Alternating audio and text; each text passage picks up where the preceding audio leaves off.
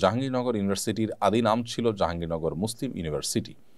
বিষয়টা নতুন করে আলোচিত হচ্ছে, অনেকে একে আদি নামে ফিরিয়ে আনার কথা বলছেন। বিষয়টা কতটা জরুরি মনে করেন? দেখুন, কোনো বিশ্ববিদ্যালয়ের নাম মুসলিম হওয়া জরুরি নয়। একটা বিশ্ববিদ্যালয় মুসলিম অমুসলিম সবার জন্য অবারিত থাকতেই পারে, এবং নামের মধ্যে মুসলিম রাখা কোনো আবশ্যক নয়। কিন্তু প্রতিষ্ঠা থেকে যখন মুসলিম শব্দটি থাকে, সেটাকে বাদ দেওয়াটা তো অবশ্যই গুরুতর অপরাধ এবং অন্যায় কথা। হিন্দুদের নামে যদি কোনো প্রতিষ্ঠান থাকে, তাহলে সেক্ষেত্রে সেটাকে পরিবর্তন করে মুসলমানদের নামে নামকরণ করা, কিংবা সেটাকে তাদের নাম কেটে সেকুলার নামকরণ করার কথা তো মুসলমানরা কখনো বলেন না।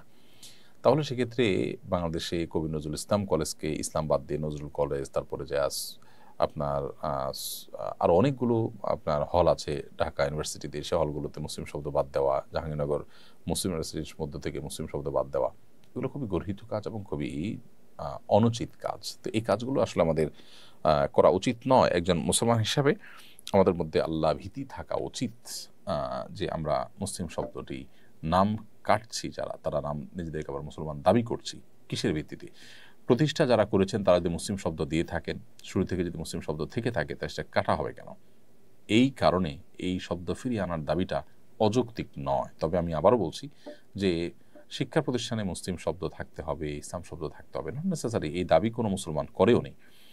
অতএব আগে যেগুলোর নামের মধ্যে মুসলিম শব্দ ছিল এবং ষড়যন্ত্র করে, চক্রান্ত করে এদেশে ভিনদেশি এজেন্ডা বাস্তবায়ন করার জন্য, এদেশের সংখ্যাগরিষ্ঠ মানুষকে দমন করার জন্য যে অপচেষ্টা করা হয়েছে, সেটিকে অবশ্যই নিন্দা জানানো উচিত এবং সে অপচেষ্টা বন্ধ করা উচিত। তার ধারাবাহিকতা এখানে মুসলিম শব্দ যুক্ত করার যে দাবি, সেটিকে আমি যৌক্তিক মনে করছি।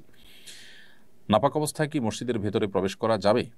কেউ যদি ফরজ গোসল অবস্থায় হয়, তাহলে তিনি মসজিদে প্রবেশ করতে পারবেন না। বাকি ওযু নেই এমত অবস্থায় মসজিদে ঢুকলেও সেটি ফরজ গোসল অবস্থায় মসজিদে ঢুকা যেরকম অপরাধ, জঘন্য অপরাধ, গুনাহ, সরাসরি নিষিদ্ধ, সেরকম নিষেধ হবে না।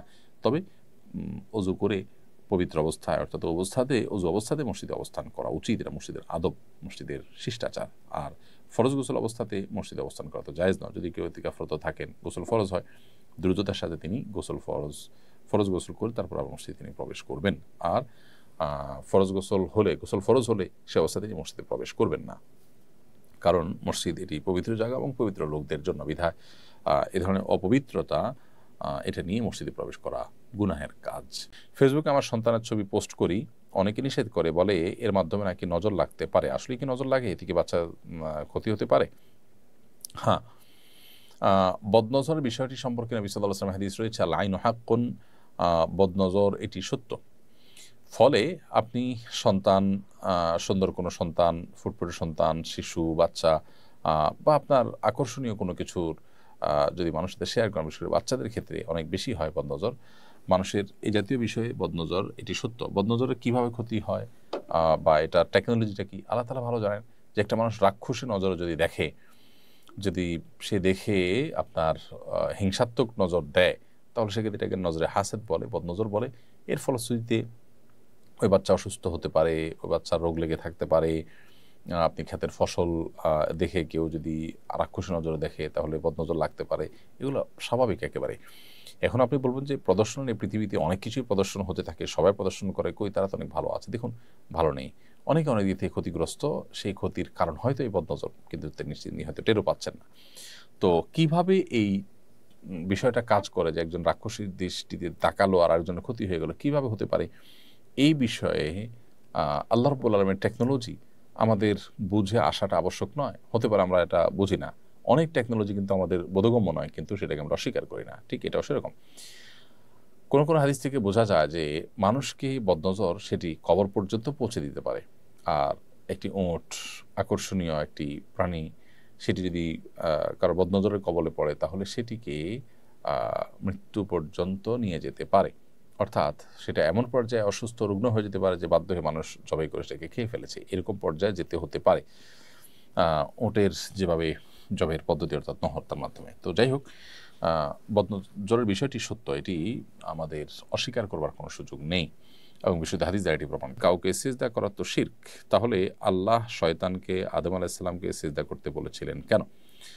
প্রথম কথা হলো যে এটি ছিল আদম আলাইহিস সালামের যে শরিয়াত, সে শরিয়াতে মুহাম্মদ সাল্লাল্লাহু আলাইহি ওয়াসাল্লামের শরীয়তে আল্লাহ ছাড়া কাউকে সিজদা করা যাবে না, সেই জন্য অনেক নবীর শরীয়তে নিষেধ ছিল। হয়তো তাদের ওখানে তাঁর শরীয়তে হয়তো এটি সম্মানসূচক সিজদা করা জায়েজ ছিল। আর সবচেয়ে বড় কথা হলো যে এই ঘটনা ঘটেছে এমন জগতে, যে জগৎটি আসলে এই পৃথিবীর বাইরের জগৎ। তো পৃথিবীর এই জগতে মানুষের জন্য আল্লাহ তাআলা শরীয়ত এবং বিধিবিধান দিয়েছেন, সেখানকার জন্য হয়তো এটি প্রযোজ্য ছিল না। আর আরেকটি বিষয় হলো যে এটি নিছকই একটি এক্সেপশনাল অর্ডার আল্লাহ সুবহানাহু ওয়া তাআলার, যেটা আসলে অন্য ক্ষেত্রে প্রযোজ্য নয়। সাধারণ ক্ষেত্রে আল্লাহ সুবহানাহু ওয়া তাআলা যেহেতু পরিষ্কারভাবে অন্য কাউকে ইবাদত করতে, দাসত্ব করতে আল্লাহ নিষেধ করেছেন, বিধায় এটি সাধারণ ক্ষেত্রে প্রযোজ্য, কিন্তু এক্সেপশন ইজ এক্সেপশন, সেই হিসাবে এটিকে আমরা ধরতে পারি। আবার অনেকে ব্যাখ্যা করেন যে এখানে আসলে সিজদা আল্লাহকেই দিতে বলা হয়েছে, কিন্তু আদমের সম্মানার্থে আল্লাহকে সিজদা দিতে বলা হয়েছে। আদমের সৃষ্টিতে মুগ্ধ হয়ে বিমুগ্ধ হয়ে আল্লাহকে সিজদা নিবেদন করা কৃতজ্ঞতা স্বরূপ, এটি এক প্রকার আদমকে সিজদা সম্মান করা। তো এটাকে অনেকে বলেন যে আয়াতের যতগুলো আয়াত আসছে সেখানে উসজুদু লি আদম মানে লি হুরমাতি আদম আও লি তাযীমি আদম, আদমের সম্মানার্থে আল্লাহকে সিজদা করো। অনেকে এই ব্যাখ্যাও করেছেন। তো সিজদা যে আল্লাহ ছাড়া কাউকে করা শিরক, সেটি কোরআন বিভিন্ন আয়াত এবং হাদিসের আলোকে দিনের আলোর মতো পরিষ্কার, বিধায় সেই জায়গাটা